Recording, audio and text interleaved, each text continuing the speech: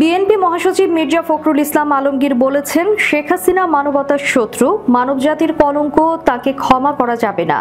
আজ রবিবার সকালে রাজধানীর জিয়া উদ্যানে বৃক্ষরোপণ কর্মসূচিতে তিনি কথা বলেন। দুর্নীতি সন্ত্রাসমুক্ত ও উদার গণতান্ত্রিক দেশ চাই বিএনপি উল্লেখ করে মির্জা ফখরুল বলেন, স্বাধীন গণতান্ত্রিক রাষ্ট্র প্রতিষ্ঠায় ছাত্র জনতা ঘোষণা দিয়ে জীবন উৎসর্গ করেছিলেন। সেজন্য বিএনপির লক্ষ্য হচ্ছে সত্যিকার অর্থে একটি উদারপন্থী গণতান্ত্রিক রাষ্ট্র নির্মাণ করা। তারা নতুন বাংলাদেশ চায়, যেখানে দুর্নীতি, ঘুষ, খুন, হত্যা ও নির্যাতন থাকবে না।